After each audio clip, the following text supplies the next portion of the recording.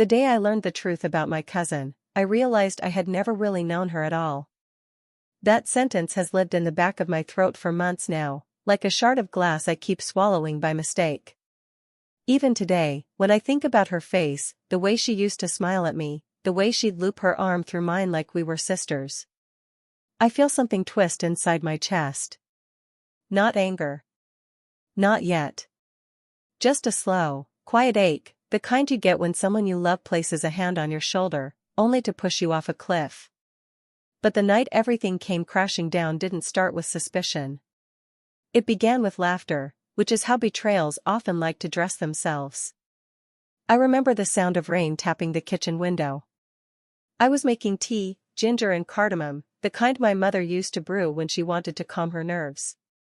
My phone buzzed on the counter, lighting up with a familiar name. Lila Redheart. My cousin. My best friend. The one person I trusted without thinking. Pick up, nah, her text read. I have something to tell you. I didn't know then that this something would unravel my entire life. I wiped my hands on a towel, walked to the living room, and called her. She picked up on the second ring. Her voice sounded brighter than usual, breathless even. You're not going to believe what happened today. I remember smiling, settling onto the couch, the warmth of the tea cupped in my palms. What now? Another patient recognized you from Instagram? She laughed. No, no. This is something else. A pause. A soft inhale. I met someone. I teased her lightly, the way cousins do. You? Miss, I don't have time for men? So who is he? Her voice dipped, shy, girlish. I'll tell you everything soon. I promise. Just pray for me, okay? Of course, I said, without a second thought. If only I knew who she was really asking me to pray for. If only I knew the man she was whispering about was the same man I had just started talking to too. But I'm getting ahead of myself. That night ended like any other. I laughed, she laughed, we hung up. I went to bed believing my life was steady, predictable, safe. I should have known better. People who live double lives always smile the brightest when the world isn't looking closely. Normal life, beginning. Before everything fell apart, my world was simple. Small. Warm in the quiet ways. I lived alone in a modest apartment I cherished. The kind with mismatched furniture and a soft, almost musky scent of old books. The living room window faced west, so every afternoon the sunlight spilled across the carpet in long golden streaks. It was the kind of home where people walked in and instinctively took off their shoes, not because they were asked, but because it felt like a place where you should. I worked as a junior manager in a marketing firm, nothing glamorous, nothing dramatic. My life revolved around deadlines, late-night emails, and the occasional office birthday cake that always tasted like someone had forgotten the sugar. Lila was the one who brought color into everything. Where I was cautious, she was bold. Where I kept my fears tucked neatly inside, she wore hers like jewelry, shining in the open. Every Sunday morning, she'd show up at my door with fresh pastries and a new story, about her patients, her friends, some strange man who tried to flirt with her at the grocery store. And I'd listen. Always. Because growing up, she was my anchor, the constant in a family full of chaos. We were the same age, raised more like sisters than cousins. We shared schoolbooks, secrets, fights, heartbreaks. Even in adulthood, when our lives took different shapes, she stayed my closest confidant. She worked as a nurse at a private clinic, a job that drained her physically but never managed to dull her spirit. She had this way of making people feel safe, like you could tell her anything and she'd hold your words gently. Maybe that's why I trusted her so blindly. Maybe that's why the betrayal cut the way it did. Around the same time she told me she'd met someone, I had quietly begun speaking to a man named Ryan. We'd met through a mutual friend at a small engagement gathering. He was polite, soft-spoken, not overly charming but attentive in a way that felt rare. He asked about my work, my family, my dreams, and he actually listened. That night, as I left the party, he walked me to my car and said, "I don't know if this is too forward, but I'd really like to get to know you better." No pressure. No grand declarations. Just a simple truth. So we started texting. Slow at first, then a little more. Some days he'd send me a good morning message before his shift started. Other days he'd call me during his break and tell me about the stubborn colleague who kept messing up reports or the elderly patient who brought him homemade sweets. I didn't tell Lila. Not yet. Something in me wanted to hold it close, for once in my life, to have something that was mine before the world reached for it. Looking back, I should have said something. I should have told her about him. She might have told me the truth sooner. Or maybe she wouldn't have. Days passed, then weeks. Life stayed calm, predictable, gentle. Work was fine. My mother called often, mostly to remind me to eat on time. Lila and I met nearly every weekend. She looked happier. Shinier. Like someone had lit a candle inside her. And I was happy for her. In those moments, the world felt steady, like all of us were walking toward better days. I didn't know the ground beneath us was already cracking. Cracking quietly. Steadily. Dangerously. I should have heard it. But sometimes the heart chooses silence when it's afraid of losing something it loves. First clue, beginning. The first sign, if I could call it that, came on a Thursday evening. It was subtle. Barely even a clue. Just a faint tremor in someone's voice. I was on my balcony, watering the small basil plant I'd been trying, and failing, to keep alive. My phone rang again. Lila Redheart. She didn't usually call twice in 1 week unless something was wrong. When I picked up, her voice sounded off. Breathless, but not in the excited way I was used to. "Can you talk?" she whispered. I frowned. "Of course. What happened? You sound—" No, everything's fine," she rushed. Too quickly. Too bright. I had a long day. Wanted to hear a familiar voice. I didn't push. I never did. But something inside me tightened. A small, almost invisible knot in my stomach. I asked, "How's the mystery man?" Silence. A long one. "You there?" I said. She breathed out softly. "Yeah. He's good. Complicated. But good. Complicated." It was the first time she'd used that word. I wanted to ask what she meant, but before I could, she said, "I have to run. Talk soon, okay?" And she hung up. I stared at the phone long after the call ended. That strange knot inside me pulsed again. Something wasn't right. I felt it. But I didn't know yet that the complication she whispered about had a name. And that name was Ryan. Over the next few days, that word, complicated, lingered in my mind like a stubborn echo. I tried brushing it off. People in new relationships often felt overwhelmed, right? Especially someone like Lila, so emotional, so easily swept up in the tide of things. But the uneasiness stayed. It was small at first. Almost polite in the way it tugged at me. Just a whisper that something was off.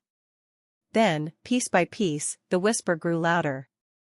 The next sign came on a Saturday morning when we met for breakfast at our usual cafe, a tiny place with old wooden tables and an espresso machine that wheezed like an asthmatic donkey.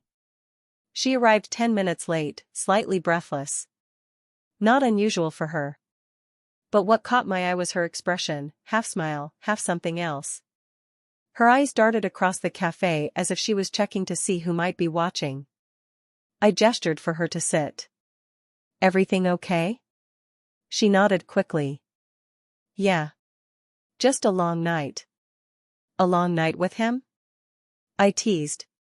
She froze. Just for a split second. Her spoon in midair. Her lips parted, then pressed together. Then she exhaled a laugh. Forced. Too loud. You and your questions, she said, shaking her head. I didn't push. But something stung at the back of my throat. A quiet, unshaped worry. We ordered breakfast, mine, the usual cheese omelette, hers, avocado toast like always. But she barely touched her plate. Her phone kept lighting up with notifications, and she would turn it face down every single time, almost flinching at the sound. After the fourth buzz, I asked softly, "Do you need to get that?" She hesitated. Hesitated long enough for her eggs to grow cold. "No," she finally said. "It's nothing." Nothing. The word always means the opposite. I watched her fingers tremble slightly against her cup. Tiny, barely noticeable, unless you knew her. And I did. Every nervous habit. Every vague half-smile. Every secret she tried not to show on her face. But still, she didn't tell me. And I didn't ask. Not then. The growing distance. 2 weeks passed after that. 2 weeks of unanswered texts. Short phone calls. Missed plans. Excuses that felt copied from the last one. Double shift. Unexpected call from the clinic. Family errand. I'm exhausted. At first, I believed her. She'd always had an unpredictable schedule at her job. But then I started to notice moments that didn't make sense. Like the night I called her at 10 p.m. She answered, whispering. "Are you alone?" I asked. She didn't respond immediately. Just the rustle of fabric, movement. Then she whispered, "I'll call you tomorrow." And the line cut. Or the afternoon I saw her at the pharmacy when she had told me she'd be at work until evening. She didn't notice me. She was standing near the back aisle, pacing, phone pressed tight to her ear. Her voice was low, urgent. "I told you, we can't keep doing this." My breath caught. Who was she talking to? Why did she sound frightened? I stepped back before she could turn and see me. My heart hammered in my chest. I didn't want to spy on her, but I also couldn't unhear the fear in her words. Later that night, I called her. She didn't pick up. The knot in my stomach tightened. The first real crack. The moment everything truly shifted happened 3 days later. I was at work, sorting through a stack of reports beside my coworker's cubicle when my phone vibrated. It was a message from Ryan. "Can I see you after work today?" My heart fluttered. He hadn't asked to meet up in over a week. He'd been quiet too, work had gotten busy for him, he said. I typed back, "Sure." "Where?" "There's a small coffee place near the clinic." "I'll send the pin." Near the clinic. Where Lila worked. I didn't think too much of it at the time. But looking back, it should have clicked sooner. At 6 p.m., I headed over. It was a small, charming cafe tucked behind a florist shop. Soft lights. Wooden chairs. A faint smell of cinnamon drifting through the air. I spotted him through the window, sitting by the corner table. He looked tired, running a hand across his face. But when he saw me, he stood and smiled, gently, almost apologetically. "Long day?" I asked. "You could say that," he said with a dry laugh. "But I'm glad you came." We sat. Talked lightly at first, work, the weather, the overpriced pastries behind the counter. But something was wrong. His laugh was hollow. His shoulders were tight. Then, suddenly, he asked. "Do you trust me?" I blinked. "Why would you even ask that?"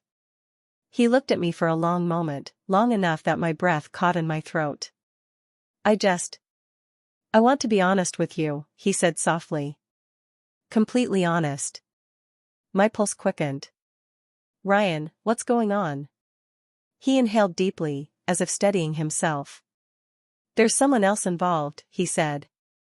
My stomach dropped. "Someone else." He kept talking, words tumbling out in fragments. "It's complicated. I didn't plan for this. I didn't expect you. I'm trying to figure things out. My chest tightened. My palms grew cold. But before he could finish, something over his shoulder caught my eye. A silhouette. A familiar one. A woman standing just outside the cafe window, half hidden by the frame. Her face pale. Her hands trembling. Lila. Her eyes locked with mine. And in that single moment, everything inside me cracked. The shattering. The world went quiet. Completely. Utterly. Quiet. Like someone had pressed a hand over the mouth of life itself. Lila's expression held everything at once, shock, fear, guilt so raw it almost knocked the breath out of me. She took one small step back. Then another. And then she turned. Walking away so fast she nearly stumbled. Lila? I whispered unconsciously, rising from my seat. Ryan spun around, saw her retreating figure, and ran a hand through his hair. Wait, I said, my voice barely audible. Why is she here? His silence told me more than any words ever could. My legs trembled. My throat tightened as the truth, the terrible, inevitable truth, began to take shape. But I needed to hear it. I needed him to say it. Ryan, I said, my voice hollow, are you involved with her? He didn't speak. He didn't need to. The answer was written across his face like a confession he was too ashamed to voice. My heart went cold. My cousin, the woman I loved like a sister. And the man I had just allowed myself to trust. A double life. A shared secret.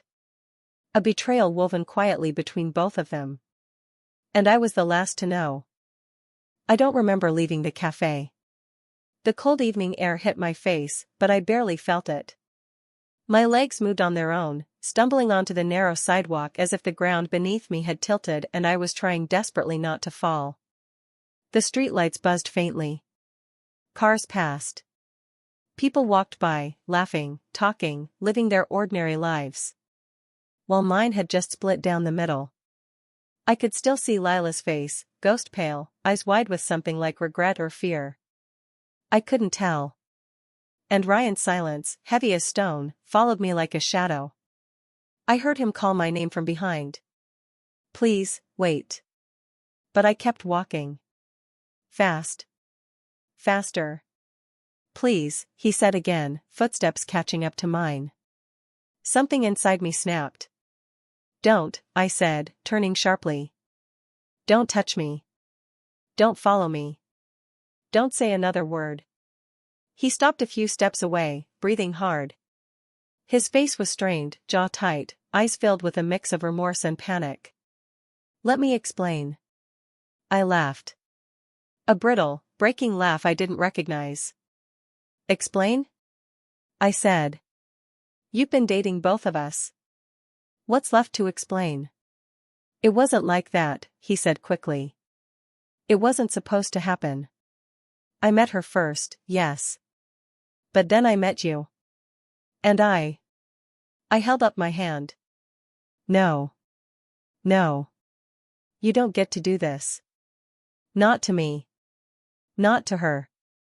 He stepped closer, desperation spilling into his expression.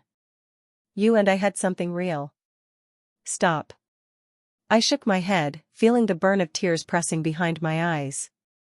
Whatever it was, it can't be real if it required a lie. For a moment, he looked like he wanted to reach for me. Touch my shoulder. Hold my arm. Something. But I stepped back. He lowered his hand. His voice softened. I never wanted to hurt either of you. But you did. The words came out smaller than I expected. Fragile. Almost childlike. And you've been hurting her too, haven't you? She looked terrified. He closed his eyes. She thought you didn't know. She thought she could figure things out before you found out. Before I found out. My cousin, my almost sister, hid this from me. The ache inside me spread, slow, poisonous, so heavy it felt like I was drowning in it. I walked away without another word. This time, he didn't follow. The collapse.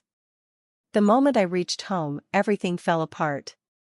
I closed the door, pressed my back against it, and let my head drop into my hands. Tears came quietly at first, just a few warm drops sliding down my cheeks. But then something in me cracked completely, and I slid to the floor. My breath hitched. My chest tightened. I couldn't stop shaking.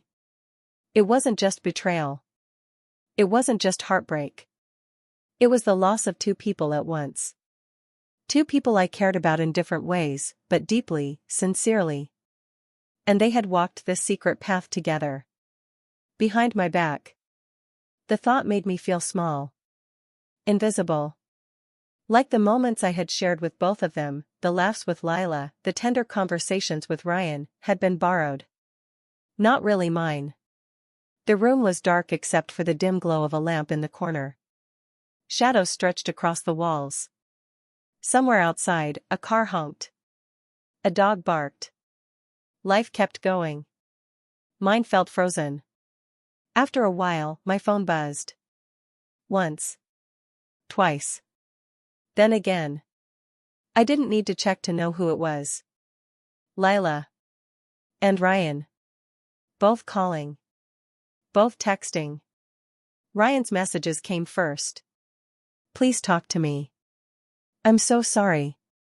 Let me explain everything from the beginning. Then Lila's. Where are you? Please answer.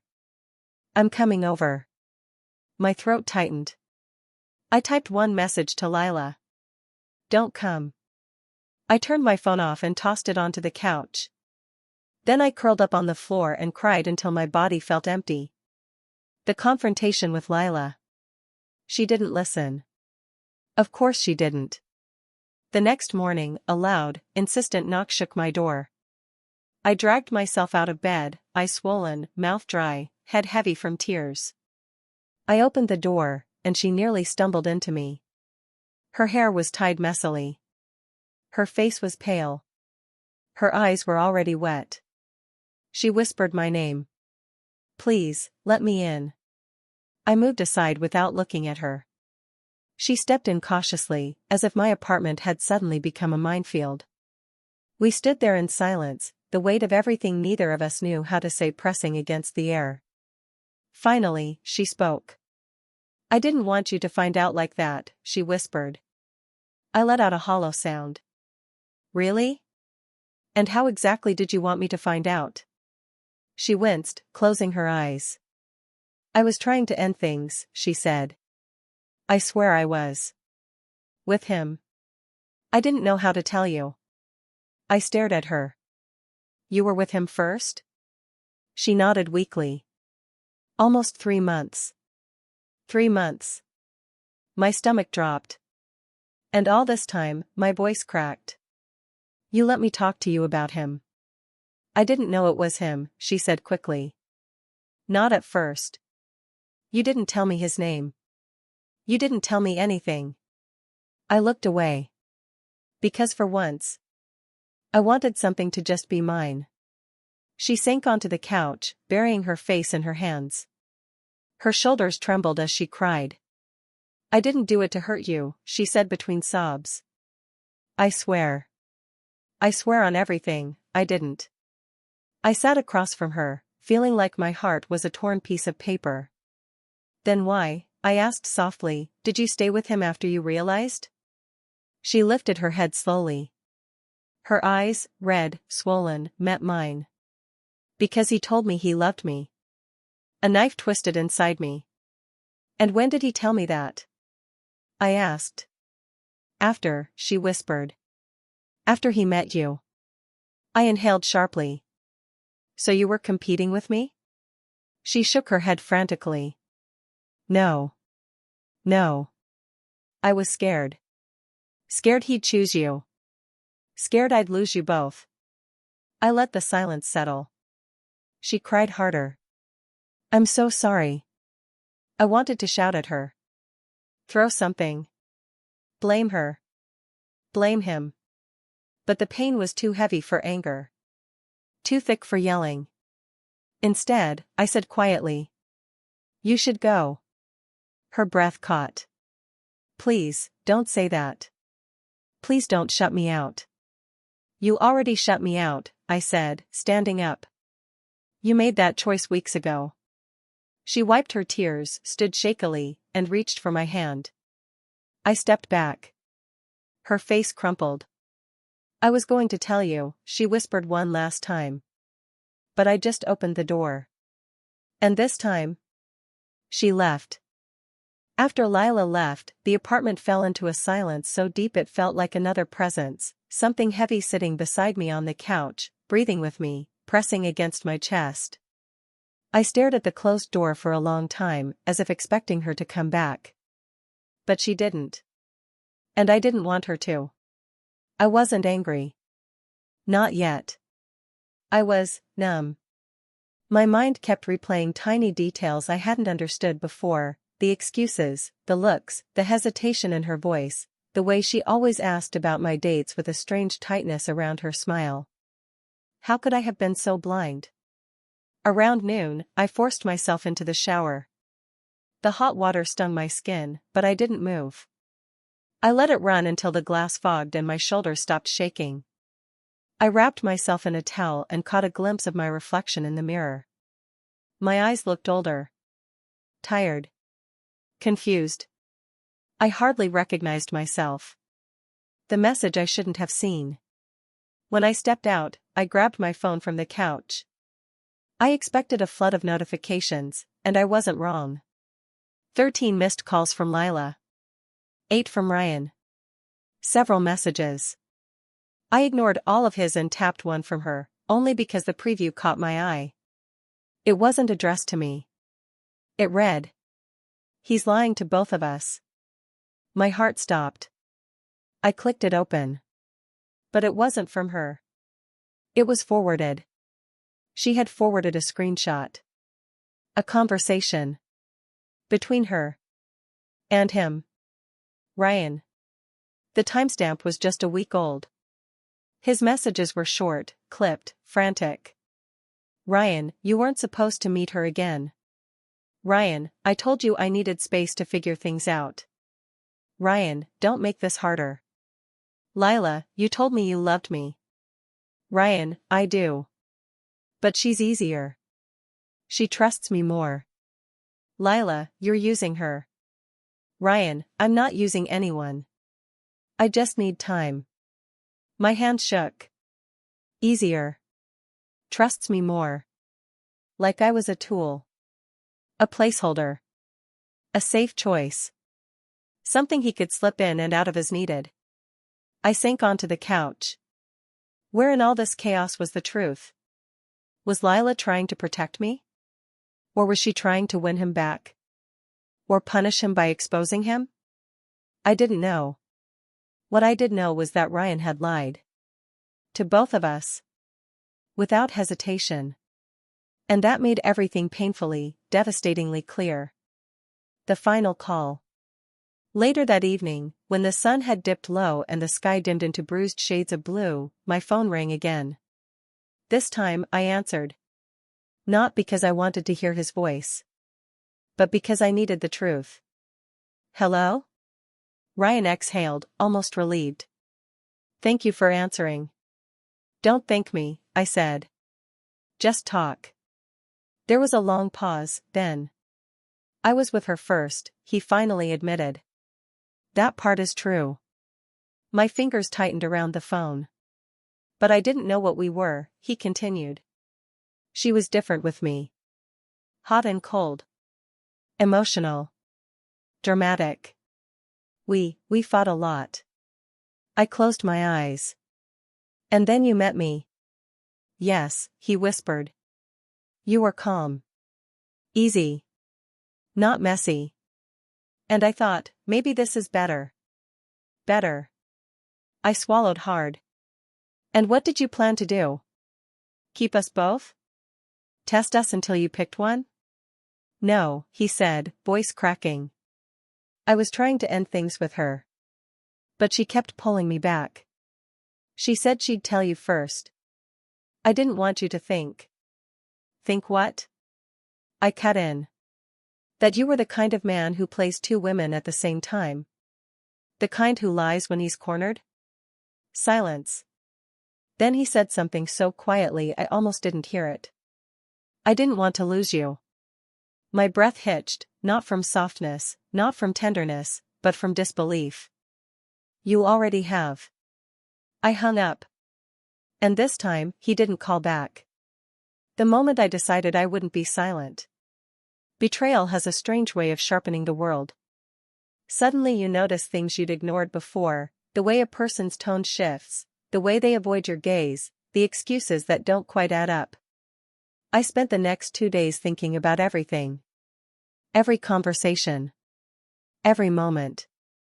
Every sign. And I realized something. Lila wasn't the only one he'd hurt. And I wasn't the only one he'd lied to. He had woven 2 separate stories, promising each of us something he never actually intended to give. But what broke me wasn't the romance. It was the trust, my cousin's, mine, and maybe others too. A man who lies so easily doesn't do it only once. So on the 3rd morning, I made a decision. I needed answers. The whole truth. Not from Lila, not from Ryan. But from someone who had seen it all from the outside. Someone at Lila's workplace. I dressed quietly, tied my hair back, grabbed my keys, and drove to the clinic. The parking lot was nearly full, but I spotted someone I recognized, Mina, one of Lila's closest colleagues, standing by the entrance sipping coffee. She smiled when she saw me, but her smile faded as she stepped closer. Are you okay? She asked softly. I swallowed. Can we talk? Her expression changed instantly. Concern deepened in her eyes. She lowered her cup and nodded. Come with me. She led me to a bench behind the building, away from the entrance. I took a breath. Did you know? About her and him? Mina's face tightened. I didn't know it was the same man until last week, she said quietly. I overheard things. She was a mess. And you didn't look okay either. My throat tightened. She hesitated, then added, your cousin has been struggling more than she admitted. I looked down. Why didn't she tell me? Because she was ashamed, Mina said. She thought you'd think less of her. And she didn't want you hurt. I laughed softly, a sad, fragile sound. And look how that turned out. Mina touched my arm gently. You didn't deserve any of this. Neither of you did. I nodded, but my chest still ached. Sometimes even validation doesn't soften pain. It just confirms it. Mina looked toward the entrance of the clinic, then back at me.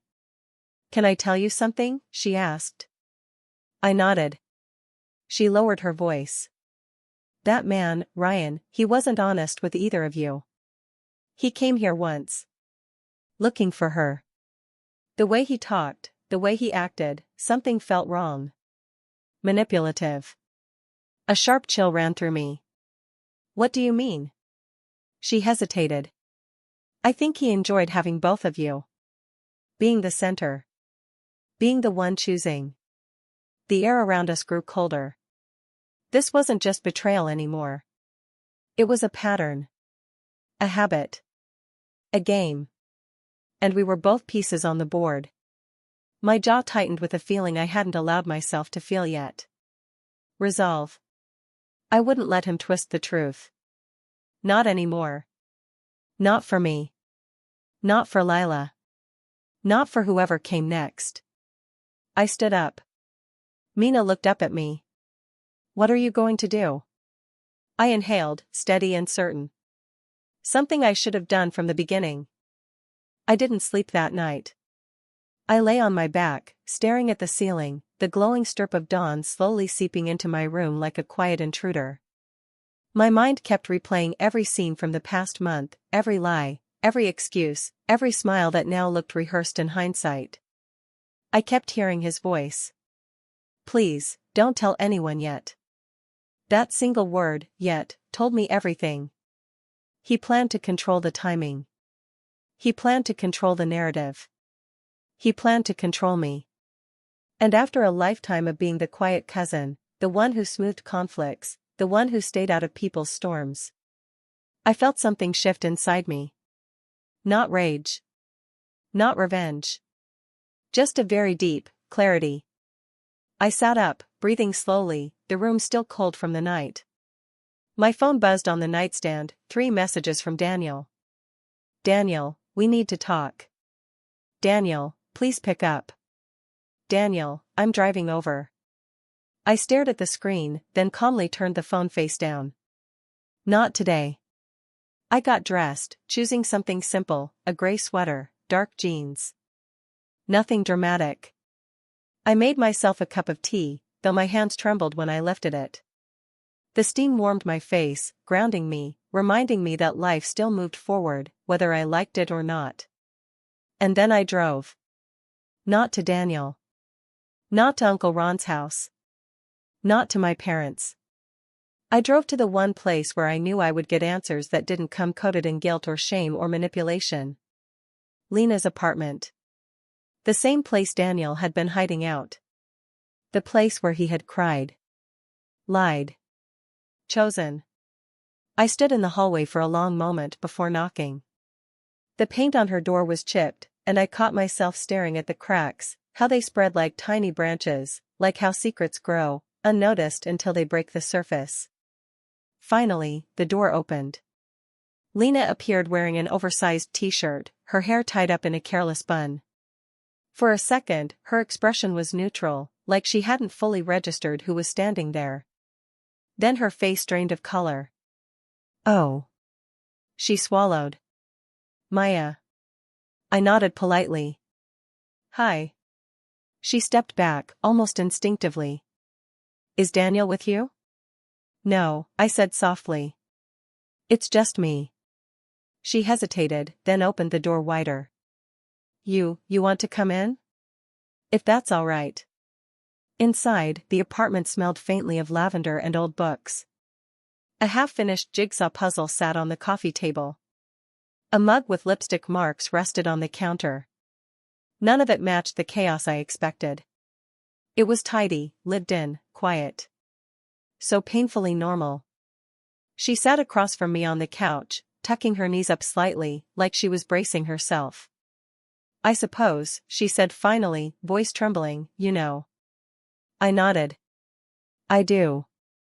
Silence stretched, long and fragile. Then she whispered, I didn't mean for any of this to happen. Her voice cracked, and she pressed a hand over her mouth, like she was afraid the truth might spill out too fast. I let her breathe. Let her gather herself. Let her decide what she needed to say.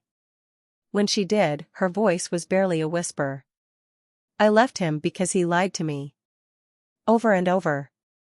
About small things, stupid things. He wanted to be everything to everyone. The good son.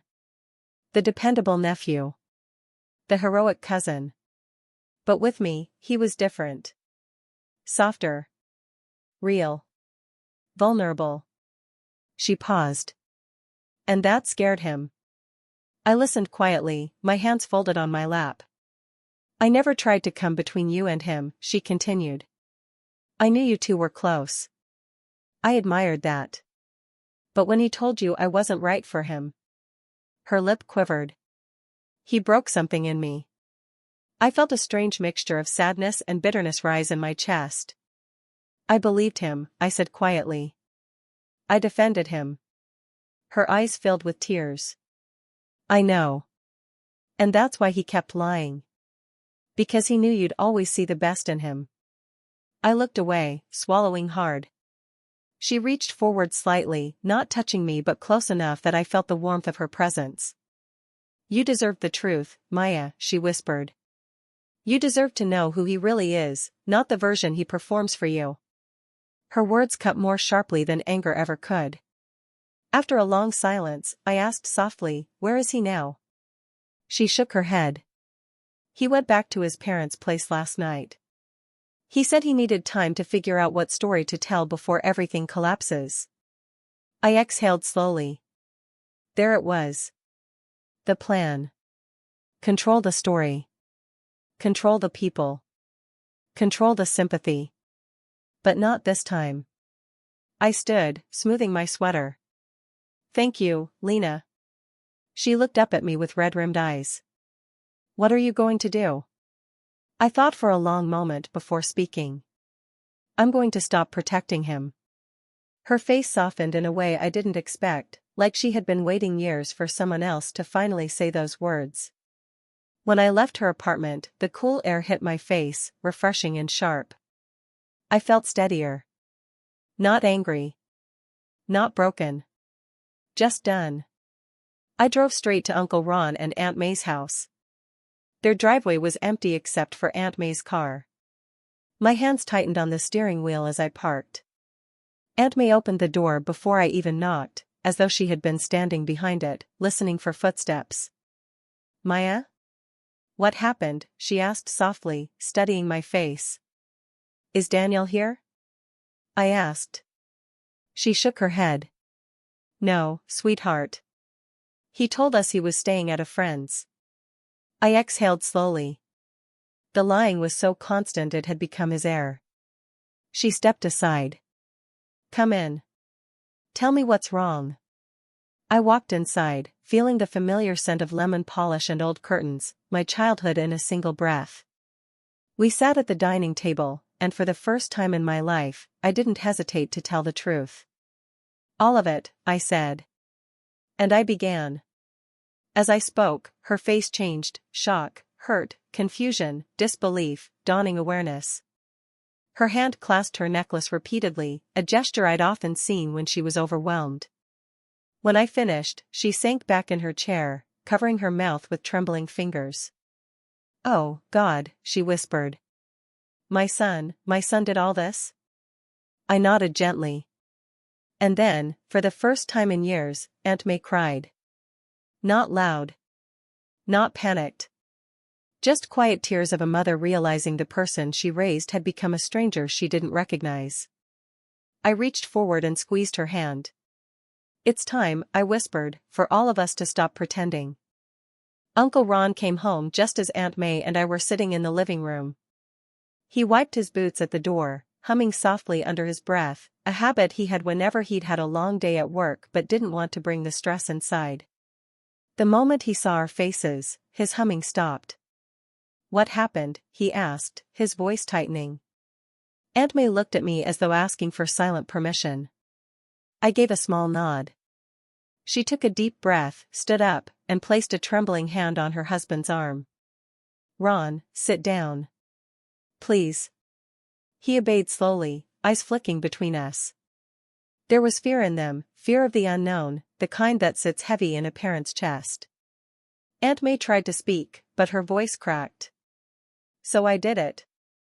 I told him everything. Not with drama. Not with anger. Just with calm, steady truth. Daniel's lies. The double life. The manipulation. The affair. The fact that he had involved all of us without our knowledge or consent. Aunt May cried quietly. Uncle Ron didn't say a word, just stared at the rug with a stillness that unnerved me. When I finished, the room felt hollow, like it had been emptied of something we didn't yet understand. Uncle Ron finally spoke, his voice low. I knew, he said softly. Not the details, but I knew something was wrong. Aunt May lifted her tear-stained face. You did? Why didn't you tell me? He closed his eyes for a moment. Because I thought it was just stress. Work. Life. I didn't think. He shook his head, unable to finish. A heavy silence settled. Then he stood abruptly, grabbing his keys from the bowl near the door. Where are you going? Aunt May whispered. To find him. His jaw tightened. Before he makes this worse. Daniel didn't come home that night. He didn't come home the next morning either. But the news did. It came in the most unexpected way. I was in the kitchen with Aunt May, making tea, trying to give her something, anything, to focus on. Uncle Ron was pacing outside, phone in hand, refusing to sit still. Then Aunt May's phone dinged. A message from her church friend. Is it true about Daniel? People are talking. A second message followed almost immediately. Someone posted a screenshot on Facebook. You should check. Aunt May's hands trembled so violently she nearly dropped her phone. I reached out, steadying her fingers as she clicked the notification. A Facebook post opened. My stomach dropped. There it was. A photo of Daniel and Lena at a cafe, talking closely, clearly not a recent photo. Someone had taken it weeks ago, maybe months, and held on to it. The caption was even worse. So this is why his engagement suddenly ended. Some men play too many games. Hundreds of comments had already appeared. People from our town. People from his workplace. People from the church. People who had always adored him. Judging. Speculating. Criticizing. Aunt May covered her mouth with her hand, a muffled sob escaping. Oh God, they know. My chest tightened. I put an arm around her, but she was already shaking. And then another blow came in.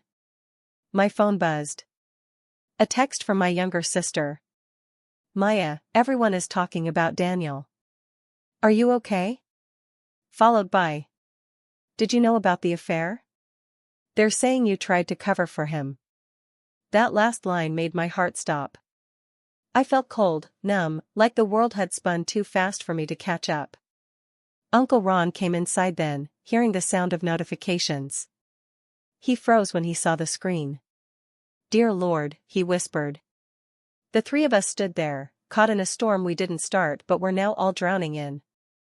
I spoke first. We need to get ahead of this, I said softly. Before the rumors get worse. Aunt May looked at me, panic in her eyes. But what can we do? Everyone has already decided their version. I inhaled slowly. We tell the truth. All of it. Uncle Ron's jaw tightened. Daniel won't like that. That's exactly why we have to, I said quietly. He's been controlling the narrative his whole life. Look where it got us. Aunt May reached for her husband's hand. Ron, she's right. He nodded slowly, reluctantly. Not out of anger. Out of heartbreak. That evening, we sat down together, Aunt May, Uncle Ron, and I, and wrote a simple, dignified statement. No blame. No excuses. No dramatics. Just truth. When Aunt May posted it on her page, she was shaking so badly I had to guide her finger to the share button. It read. Our family is going through something difficult. We ask for privacy. Our son has made choices we do not support nor defend. Please refrain from spreading rumors, this is a painful time for all involved.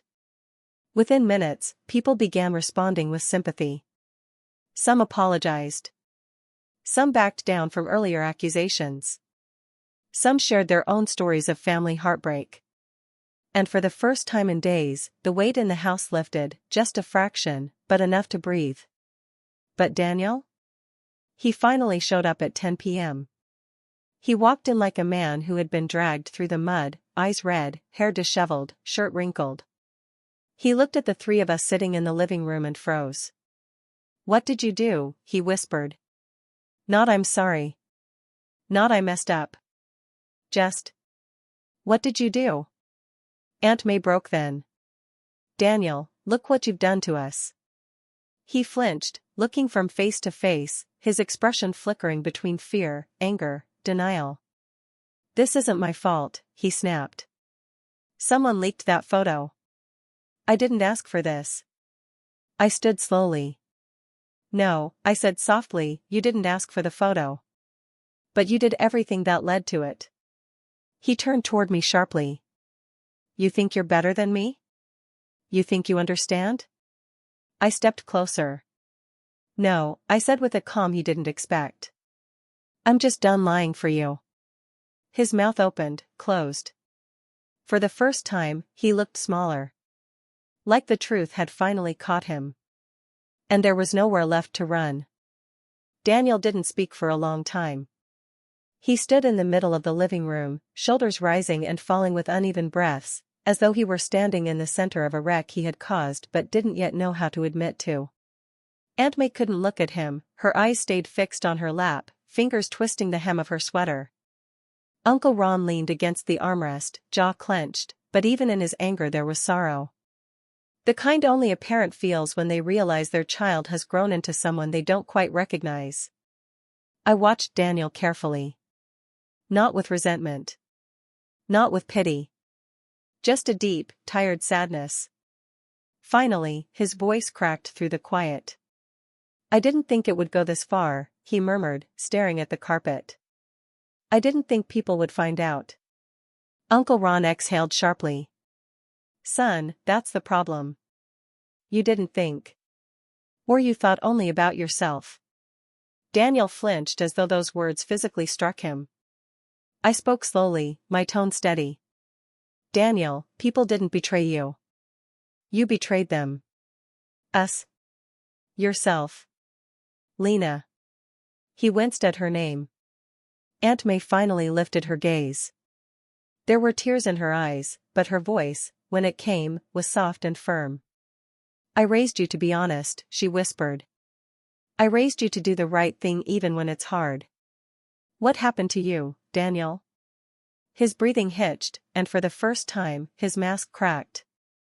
"I felt stuck," he said hoarsely. "Like everyone expected me to be perfect.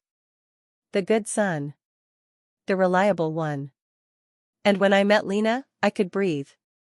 She saw me differently. But then everything got tangled, and I didn't know how to stop without disappointing all of you." He ran a hand through his hair, eyes glistening. "So I lied. And I kept lying. I didn't mean to hurt anyone." Aunt May let out a trembling sigh. "Intention doesn't erase impact." Silence settled like soft dust. I looked at him, not unkindly. "Daniel, fixing this won't be easy. You'll have to face real consequences." He swallowed. "I know. And you'll have to stop running from the truth," I added gently.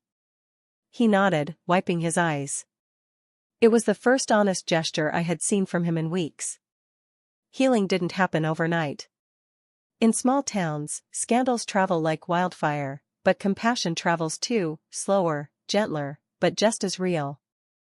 Aunt May stopped answering gossip messages and started spending her mornings in the garden again. Uncle Ron returned to work, quieter than usual, but more grounded. He told his co-workers only the bare minimum, and they respected that.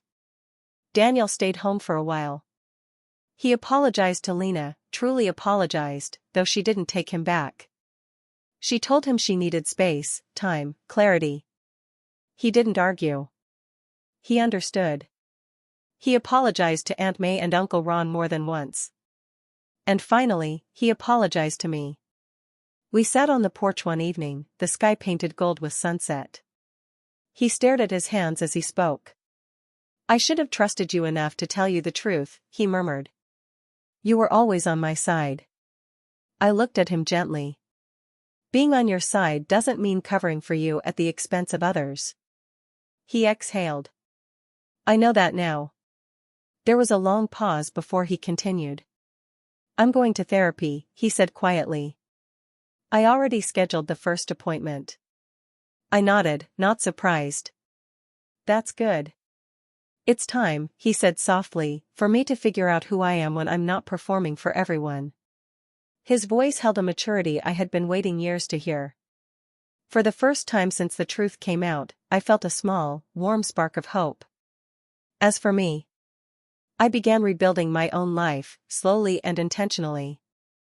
I stopped explaining his behavior to anyone. I stopped putting myself between him and the consequences. I stopped taking emotional responsibility that wasn't mine to carry. Instead, I focused on reconnecting with the parts of myself that had dimmed over the years while playing family peacekeeper. I started journaling again. I took long walks by the river. I reconnected with old friends I'd drifted away from. I gave myself permission to feel angry, sad, relieved, all of it, without guilt. My relationship with Aunt May grew closer. She called me more often, not out of crisis, but out of genuine affection. She began trusting me not just as her niece, but as someone she could confide in. One afternoon, she handed me a small, folded piece of paper. It was a thank you note. In her delicate handwriting, she wrote, "You helped hold our family together when the truth threatened to tear it apart. Not by hiding it, but by letting it finally be seen." I pressed the note to my chest, overwhelmed. Healing, I realized, wasn't about forgetting. It was about accepting truth without letting it define the rest of our lives. Daniel eventually returned to work. Some colleagues whispered at first, but he didn't let it crush him. He kept his head down, did his job, stayed in therapy, and slowly rebuilt trust one day at a time. People changed the subject when I walked into a room, but then, weeks later, they stopped having anything to whisper about at all. Life moved forward. Not perfectly. Not dramatically. Just, honestly. And that was enough. Sometimes, family wounds don't come from strangers or enemies. Sometimes, the deepest hurt comes from the people we grew up loving, the ones we trusted without hesitation, the ones we believed would never deceive us. For a long time, I thought protecting Daniel meant staying silent. I thought love meant covering his mistakes, smoothing his path, absorbing the weight of his choices so he wouldn't have to deal with them. But life has a way of teaching us the same lesson again and again until we're finally willing to listen. You cannot save someone by sacrificing your own truth. And you cannot protect someone who refuses to face themselves. In the end, this wasn't a story about betrayal, it was a story about clarity. About seeing someone as they are, not as we wish them to be. About letting the truth breathe, even when it hurts. About allowing consequences to do the work love cannot. Daniel and I are still family. We still speak. But our bond is different now, simpler, quieter, more honest. Not because everything is perfect, but because we finally stopped pretending. And as for me, I learned that peace doesn't come from controlling a storm. Peace comes from stepping out of it, standing in your own light, and letting others learn to stand in theirs. Now I want to ask you, the person listening. If someone you love was living a double life, would you confront the truth? Or would you protect them, even at the cost of your own peace? Tell me in the comments. Your stories matter, more than you know. And if you'd like to hear more true, emotional stories like this one, don't forget to subscribe, tap that notification bell, and stay close. I'll be right here, waiting to share the next chapter with you.